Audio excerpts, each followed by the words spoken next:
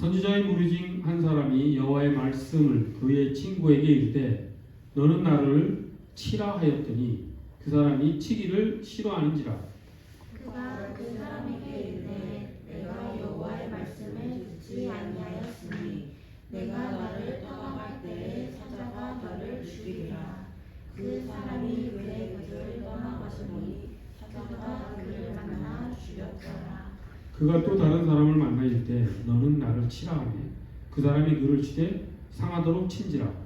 선지자가 가서 수건으로 자기의 눈을 가리어 봉장하고 길가에서 왕을 기다리다가 왕이 지나갈 때에 그가 소리질러 왕을 불러 이르되 종이 전장 가운데 나갔더니 한 사람이 돌이켜 어떤 사람을 끌고 내게로 와서 말하기를 이 사람을 지키라. 만일 그를 잃어버리면 내 생명으로 그의 생명을 대신하거나 그렇지 아니하면 내가 은 한 달란트를 내어야 하리라 하였거늘. 종이 이리저리 읽을 시간에 그가 없어졌나이다. 이스라엘 왕이 그에게 이르되 내가 스스로 결정하였으니 그대로 당하여라 하니라. 그가 급히 자기 눈을 가린 수건을 벗으니 이스라엘 왕이 그는 선지자 중에 한 사람인 줄 알아본지라. 그가 왕께 아뢰되 여호와의 말씀이 내가 멸하기로 작정한 사람을 내 손으로 놓았은즉 내 목숨은 그의 목숨을 대신하고 내 백성은 그의 백성을 대신하리라 하셨나이다. 함께 합독합니다. 이스라엘 왕이 근심하고 답답하여 그의 왕국으로 돌아가려고 사마리아에 이르니라. 아멘. 본문에 나오는 왕은 아합 왕입니다. 아합 왕이 누굽니까? 그 부인 이세벨로 더 유명한 왕이죠. 아합 왕 때 정치 군사적으로는 북이스라엘이 최전성기를 맞이했던 때였습니다. 아합 왕이 정치를 아주 잘 했지요. 외교도 아주 잘해서 당시 북쪽에 오늘날이 아니라 페니키아, 성경에는 시돈이라고 되어 있죠. 그래서 페니키아의 공주였던 이세벨을 왕비로 맞아들이고 또 자기 딸 아달랴를 남유다의 또 왕비로 이제 왕자의 아내로 보내지요. 그래서 나중에 이제 그 아달랴가 남유다의 여왕에 오르기까지 합니다. 그래서 북쪽으로는 페니키아와 또 남쪽으로는 남유다와 이렇게 혼인 관계를 맺어서 나를 든든하게 또 외교적으로도 세우지요. 그리고 당시 떠오르는 나라가 이제 아수르였습니다. 북쪽에. 그런데 이 아합 왕이 그 아수르가 성장하는 것을 막을 만큼 그 아수르와의 전쟁에서 또 크게 승리를 거둬서 아수르의 성장을 막기도 했었죠. 근데 나중에 아수르가 어떻게 합니까? 북이스라엘을 멸망시키는 나라로까지 성장하지 않습니까? 그런데 그 아수르가 북이스라엘 아합 왕 때는 아합 왕이 그 아수르를 이렇게 성장을 견제할 정도로 힘이 있었던 그런 때였지요. 아합 왕이 아수르를 견제하는 것은 성경에 나오지 않는데 고고학적인 발굴에 의해서 그런 사실들이 밝혀졌습니다. 그래서 아합 왕이 세상 역사에서도 기록될 정도로 상당히 두각을 나타낸 그런 왕이었었던 것이지요. 근데 이제 이 본문에 나오는 때는 언제냐면 아람 왕, 아람은 이제 오늘날 시리아 지역이죠. 그 아람 왕 벤하닷이 이제 북이스라엘을 쳐들어 왔을 때 일어난 일입니다. 그 당시 아람이 이 북이스라엘보다 더 군사수도 많고 더 강한 나라였음에도 불구하고 이 아합 왕이 아주 전쟁을 잘 치러서 물론 하나님께서 그렇게 인도하신 것이죠. 그렇게 해서 아합 왕이 이 아람 왕 벤하닷의 침략을 막아냅니다. 두 차례나 쳐들어왔지만 지금 아합 왕이 그 베나닷의 침략을 잘 막아내지요. 그리고 나서 이제 두 차례 아람의 침략을 막아내고 이제 그 베나닷이 아람 왕의 베나닷이 아합 왕에 항복을 합니다. 항복을 하는 조건이 무엇이었냐면 이제 목숨이라도 살기 위해서 아람 왕 베나닷이 아합 왕에게 이제 조건을 내걸죠. 어떤 조건을 내거냐면 아람이 그동안 빼앗았던 땅들을 다 돌려주겠다. 그리고 그 아람의 수도인 다메섹에 아합 왕의 이름을 따서 도로를 닦겠다. 그리고 그 도로를 아합 왕의 이름을 따서 짓겠다. 그리고 이제 그런 조건으로 해서 베나닷이 아합에게 항복을 하지요. 그때 아합이 그 항복 조건을 받아들이고 이제 두 나라가 다시 조약을 맺고 베나닷을 살려 보냅니다. 그리고 나서 지금 그 일을 이제 그 두 차례 전쟁을 크게 이기고 아람 왕 베나닷의 항복까지 받아내고 또 영토도 다시 회복하고 그리고 또 다메섹에 자기 이름을 딴 도로까지 만들게 하고 크게 전공을 세운 것이죠. 그리고 돌아오는 길에 지금 오늘 본문 이 장면이 이제 나타난 것이죠. 아주 재미있는 장면이 나타납니다. 어떤 장면이냐면 이제 한 예언자, 이제 개역개정에는 선지자라고 되어 있는데 예언자라는 표현이 더 적절한 버전인 것 같습니다. 이제 뭐 거기에 대한 자세한 얘기는 하지 않고 어쨌든 한 예언자가 이제 자기 동료 예언자에게 자기를 치라 합니다. 아주 세게 치라고 했는데 한번 생각해 보십시오. 친구가 나에게 주먹으로든지 뭐로든지 자기를 세게 치라 하면은 그걸 쉽게 칠 수 있겠습니까? 못 치죠 보통. 그래서 본문에서도 그 동료 예언자가 그 자기를 치라 한 예언자를 치지 않습니다. 그랬더니 그 자기를 치라라고 했던 그 예언자가 그 치지 않는 예언자에게 내가 하나님의 말씀에 불복종했기 때문에 너는 돌아갈 때 사자, 라이언이죠. 메신저가 아니라 사자, 라이언이 너를 집어 삼킬 것이다. 너가 사자에게 물려 죽을 것이다 라고 예언을 합니다. 그리고 실제로 그 예언자는 돌아가는데 사자에게 물려 죽지요. 참 희한한, 어떻게 우리가 받아들여야 될지 잘 모르겠는 그런 장면이 지금 삽입돼 있죠. 그리고 나서 다른 동료 예언자에게 나를 치라 하니 이번에 그 예언자, 다른 예언자는 세게 칩니다. 그래서 아마 이게 눈이 시퍼렇게 멍이 들고 큰 상처를 입었나 봅니다. 그래서 이제 그 눈에 붕대를, 한쪽 눈이겠지요. 붕대를 하고 이제 길가에 서서 아합 왕이 전쟁을 끝내고 돌아가는 길에 그 아합 왕을 기다렸다가 큰 소리로 지금 왕에게 소리를 쳐서 자기가 어떤 이야기를 하지요. 그 이야기 내용이 무엇입니까? 이제 왕에게 이러이러한 일이 있었는데 이 일을 제가 어떻게 처리해야 될지 모르겠습니다 라고 하는 그런 내용이었는데 그 내용이 무엇이냐면 자기가 전쟁 중에 이제 어떤 사람에게 이제 명령을 받았는데 그 사람이 포로 한 사람을 끌고 와서 이 포로를 잘 지켜라. 만약에 이 포로를 놓치면 내 목숨으로 그 포로의 몸값을 치르든지 아니면 은 한 달란트를 내놓아라. 은 한 달란트로 그 포로를 놓친 것을 네가 갚아라. 이렇게 얘기를 한 것이죠. 그래서 알겠다고 하고 그 포로를 지켰는데 자기가 다른 일을 하고 있는 동안에 그만 그 포로를 놓쳐버립니다. 그랬더니 이제 그 조건이 무엇이었습니까? 자기가 죽어서 그 포로의 몸값을 치르든지 아니면 은 한 달란트를 갚아야 되는 처지가 된 것이죠.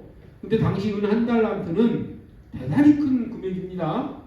정확하게 얼마나 될지는 모르겠지만 보통 사람이 그 값을 치르기에는 감당이 안 될 정도로 상당히 큰 액수였습니다. 그래서 그 사정을 지금 들고 자기가 그런 사정에 처했는데 어찌하면 되겠습니까? 라고 지금 아합 왕에게 이제 호소를 한 것이죠. 그랬더니 아합 왕이 지금 어떻게 답변을 합니까? 네가 그 사람과 그런 약속을 했으니 네가 그 사람과의 관계에서 네가 약속한 대로 그 값을 치르든지 아니면 어떻게 하든지 그 조건대로 해서 문제를 해결하라라고 이야기를 합니다. 그러자 이 예언자가, 이 선지자가 아합 왕에게 무엇이라고 얘기합니까? 그 전에 이제 수건을 벗지요.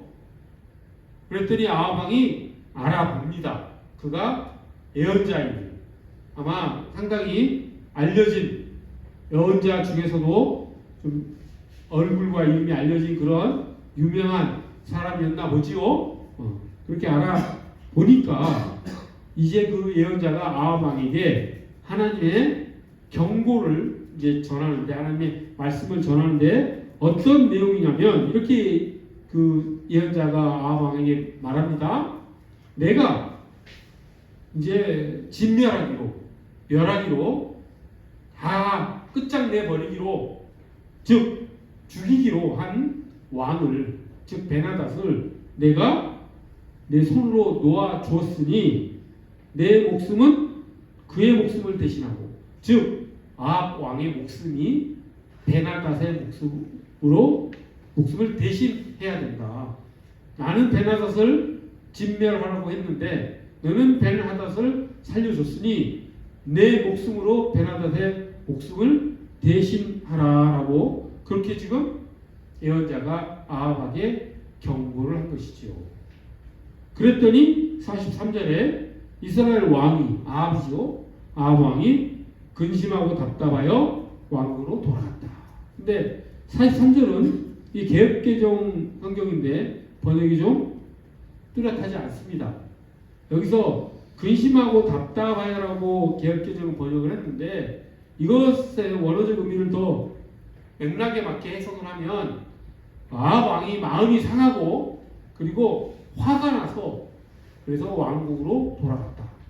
그러니까 자기가 한 일에 대해서 회개를 하지 않고 나에게 하나님께서 그런 심한 말을 하시니 대단히 마음이 상해서 하나님께 화를 내면서 왕국으로 돌아갔다라고 이렇게 43절에 열왕기서의 저자는 기록을 한 것이지요. 이 장면은 무슨 장면입니까?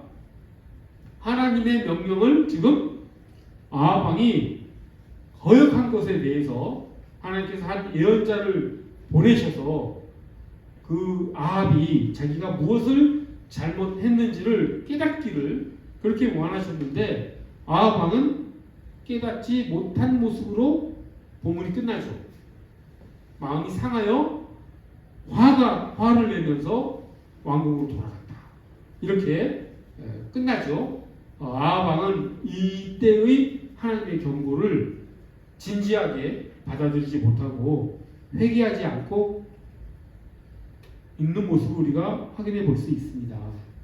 하나님께서는 아합 왕에게 기회를 주시기 위해서 한 예언자를 통해서 그렇게 최후 통첩을 한 것이었음에도 불구하고 그 경고를 받아들여서 회개를 하기를 하나님께서는 간절히 기다리셨음에도 불구하고 아합이 그 하나님의 뜻을 지금 알지 못하고 그 뜻을 거절하고 화를 내면서 왕국으로 돌아가는 것이죠. 오늘 본문에서 그래서 전체적인 맥락에서 가장 눈에 띄는 것은 무엇이냐면 하나님이 말씀을 하셨고 아합 왕은 그 말씀에 불순종하였다 라고 하는 것이 본문에서 가장 뚜렷한 그런 모습이지요. 그런데 하나님께서는 그런 아합 왕, 그 이스라엘 왕 중에서, 북이스라엘 왕 중에서 가장 우상 숭배를 심하게 했던 왕이었죠. 아합 왕이. 그 전까지만 하더라도 우상 숭배를 하긴 했지만 그것은 개인적 차원에서 했던 그런 우상 숭배였다고 한다면 아합 왕 때는 이제 국가적 차원에서 우상 숭배를 했을 정도로 우상 숭배의 이 농도가 진해지고 그 어떤 그 횟수도 많아지고 했던 그 정도도 심해지는 그런 때였었던 것이죠. 그런 모든 전반적인 것을 다 하나님께서 보시고 또 하나님께서 아람 왕 베나닷의 침략까지 물리쳐 주시고 또 베나닷을 진멸하라, 죽이라라고까지 명령하시면서 어떤 하나님의 뜻을 보였음에도 불구하고 아합은 그 말씀에 불순종하는 것이 본문에 이렇게 뚜렷이 보이죠. 이게 전체적인 이 이야기 속에서 가장 뚜렷하게 나타나는 것입니다. 자, 이것과 연관돼서 우리가 앞에 부분, 지금 선지자가 첫 번째 어떻게 했습니까? 동료 선지자에게 나를 치라 라고 했는데 첫 번째 동료 선지자는 그걸 거절했지요. 그랬더니 내가 하나님의 말씀을 어겼기 때문에 너는 돌아가다가 사자에 물려 죽을 것이다 라고 예언을 하고 실제로 사자에게 물려 죽지요. 그것도 무엇입니까? 좀 그 사자에게 물려 죽은 예언자의 입장에서는 되게 억울할 수 있겠죠.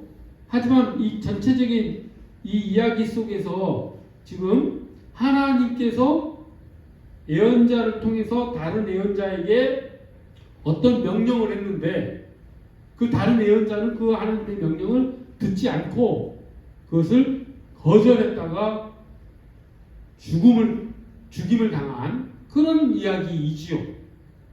그러니까 35절 36절에 그런 우리가 언뜻 보기에 대단히 억울해 보이는 그런 에피소드가 이렇게 삽입된 것은 오늘 이야기 속에서 핵심이 무엇입니까? 하나님의 명령이 있었고 그 명령을 들은 사람들이 그것을 거역했을 때는 하나님의 심판이 임한다. 그 명령에 대한 하나님 말씀에 대한 불복종이 얼마나 큰 화를 부르는지를 알려주기 위한 그런 어떤 그 배경이 되는 이야기라고 할 수 있습니다. 우리가 이 사자에게 물려 죽은 예언자의 어떤 인생에 대해서, 삶에 대해서 전혀 모르기 때문에 그냥 이 이야기만 보고는 그래서 좀 너무하지 않는가? 누구를 치라고 해서 안 쳤더니 그게 죽을 이유인가? 이렇게 생각할 수 있지만 성경은 그런 자세한 내용을 다 기록하지 않지요. 아마 그 죽은 사자에게 물려 죽은 그 예언자의 일생을, 삶을 아마 하나님은 알고 계시겠죠. 그리고 우리가 그것을 안다 그러면은 그 사람이 왜 죽었는지도 더 자세하게 알 수 있을 것입니다. 하지만 지금 열왕기 저자가 기록하고자 하는 목적은 그 사자에게 물려 죽은 사람이 왜 죽었는지에 대한 상세한 기록이 저자의 목적이 아니라 지금 오늘 이 에피소드, 전체적인 에피소드에서의 핵심은 하나님 명령에 대한 거절이 가져오는 심판. 즉 달리 얘기하면 하나님의 말씀은 우리의 생각에 아무리 불합리해 보인다 할지라도 그 말씀에는 순종하는 것이 가장 좋은 선택이다라고 하는 것을 보여주기 위해서 이런 배경으로 이 에피소드를 집어넣었다라고 하는 것이죠. 아마 이 사자에게 물려 죽은 이 예언자의 전체 삶, 인생을 우리가 알았더라면 이 예언자가 왜 사자에게 물려 죽었는지까지 우리가 이해할 수 있겠지만 성경이 그것에 대해서 자세히 기록하진 않았죠. 그 이유는 무엇인지 알죠. 성경이 그런 것까지 다 기록할 정도로 그렇게 상세한 책은 아닙니다.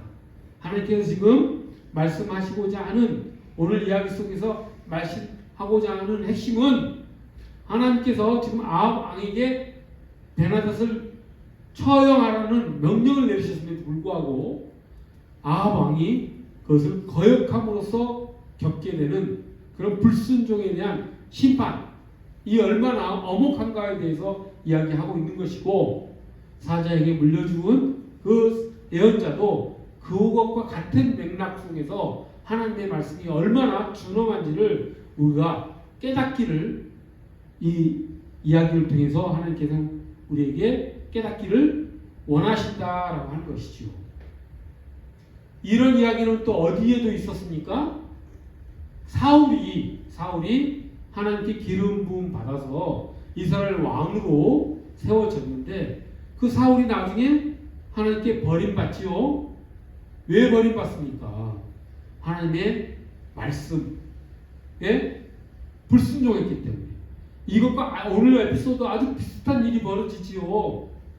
사울이 전쟁 중에 상대 나라의 왕 아각이죠. 아각. 하나님께서 그 아각과 그냥 전리품 전부를 다 불태워버리라, 다 진멸해버리라. 그 아각 왕은 죽이라고까지 이야기했음에도 불구하고 사울이 살려주죠. 아각 왕도 살려주죠. 오늘 본문처럼. 그래서 그때 사울이 하나님의 그 말씀에 불순종함으로써 사울이 하나님께로부터 멀어지고 하나님께 버림받고 다윗이 다시 기름 부음 받는 그런 역사의 그 큰 흐름이 뒤바뀌지 않습니까? 그때 사무엘 선지자가 했던 말이 무엇입니까? 순종이 제사보다 낫다. 너희가 하나님의 말씀을 듣는 것이 순양의 기름보다 더 낫다 라고 하면서 하나님의 백성이 하나님께 해야 될 가장 중요한, 가장 핵심적인 행동 준칙이 순종이다. 불합리해 보이더라도 당시 사울의 입장에서, 그리고 오늘 본문에 이 아합 왕의 입장에서는 그 베나닷을 살려주고 아강을 살려준 게 합리적이었죠. 그들을 살려줘서 더 큰 국가적 이익을 얻을 수 있지 않았습니까? 오늘 아합 왕도 베나닷을 살려줌으로써 이렇던 영토를 다시 찾고, 또 다메섹에 자기 이름을 딴 도로도 만들고 해서 외교적 위상을 높이고, 당시 그 아랍 쪽은 또 국제무역이 활발하던 그런 나라였기 때문에 그들과 좋은 관계를 맺음으로써 그런 무역에 있어서 커다란 이익도 얻고 하는 여러 가지 합리적인 판단으로 그 베나닷을 살려주는 것이 낫다라고 생각했겠죠. 다 자기 마음속으로는 어떻게 생각을 합니까? 그때 사울왕도 그랬죠. 그 양과 소를 다 죽이지 않고 살려놓은 이유가 무엇이었습니까? 그 양과 소를 하나님께 제사 지는 데 쓰겠다. 그런 목적하에서 선한 목적으로 자기는 그 일을 한 것이죠. 사울왕의 생각을 하나님의 명령보다 앞세운 것이죠. 우리는 살아가면서 이런 일들을 숱하게 하며 살아갑니다. 내 생각과 하나님의 말씀에 충돌이 있었을 때 그걸 잘 분간을 못하죠. 내 생각이 합리적이라고 생각을 하면서 하나님의 명령, 하나님의 말씀을 우리가 쉽게 거절해버리는 경우가 대단히 많다라고 하는 것이죠. 그렇기 때문에 오늘 본문에서도 그 사자에게 물려 죽은 선지자 이야기, 또 그 이 이야기 속에 삽입한 것이라고 하는 것입니다. 하나님의 말씀에 순종하는 것이 얼마나 중요한지를 어떻게 보면은 겉으로 보기에는 억울해 보이는 한 선지자의 죽음을 통해서 우리가 깨닫기를 하나님께서는 원하신 것이죠. 우리 생각으로는 억울해 보이더라도, 우리 생각이 더 합리적으로 보일지라도, 하나님의 말씀이 불합리해 보이더라도 하나님의 말씀에 순종하는 삶을 사는 것이 우리가 진정 자유한 삶, 그리고 진정 가치 있는 삶으로 나아가는 길이라고 하는 것이죠. 실제로 오늘 42절에 어떻게 예언자가 얘기했습니까? 내 목숨이 베나닷의 목숨을 대신할 것이라고 이야기했지요. 실제로 그런 일이 벌어집니다. 3년 후에 이 아합 왕은 베나닷과 싸우다가 전사합니다. 전쟁터에서. 즉 베나닷이 이제 그 영토를 다시 돌려주기로 했는데 돌려주지 않습니다. 그러니 아합 왕이 얼마나 화가 나겠습니까? 그래서 남유다의 왕 여호사밧과 함께 연합군을 구성을 해서 이 베나닷을 쳐들어갑니다. 그리고 그 전쟁 중에 실제로 아합 왕은 이때 죽습니다. 베나닷과의 전쟁에서 베나닷은 살고 아합 왕은 전쟁 중에 화살을 맞아서 과다출혈로 죽지요. 그래서 실제로 42절에 내 목숨이 그의 목숨을 대신할 것이다 라고 하는 그 예언자의 말이 실제로 이루어지지요. 하나님의 말씀이 예언자를 통해서 하나님께서 하신 그 말씀이 한치도 어긋나지 않고 들어맞는다라고 하는 것을 또 우리가 살펴볼 수 있습니다. 근데 만약에 43절에 아합이 마음이 상하여 화를 내면서 왕궁으로 돌아갔다라고 했는데 그렇지 않았다면 어떻겠습니까? 회개하고 자기가 하나님의 말씀에 거역한 것을 참회하고 그리고 하나님께 다시 돌아서서 회개했다라면 어떻겠습니까? 그렇지 않았겠죠. 하나님께서 그거를 원하시고 회개하기를 원하시고 내가 하나님의 말씀에 지금 거역했구나.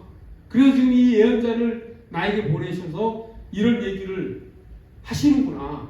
그것을 위해서 지금 그 예언자는 퍼포먼스를 아주 세게 벌였죠.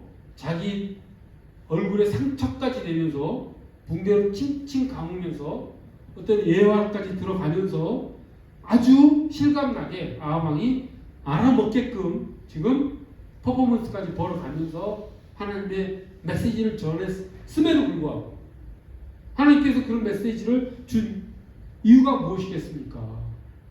단순히 너 잘못했으니까 너는 이제 끝장이야 이렇게 하나님께서 말씀하신 것만이 아니시오. 하나님이 그런 말씀을 주셨을 때는 회개하기를 원하셨던 것이죠. 그랬을 때 43절이 바뀌었다라면 아합 왕이 그 이야기를 듣고 자기의 잘못을 알고 후회하고 하나님께 돌아서서 자기 마음을 돌이키는 회개를 했더라면 아마 아합 왕은 그런 전쟁터에서 죽지 않고 그런 악한 왕으로 기록되지도 않았을 것이고 북이스라엘이 아수르에 의해서 망하지 않았을 수도 있었을 것입니다. 그런데 그 길을 가지 못한 이유가 어디에 있습니까?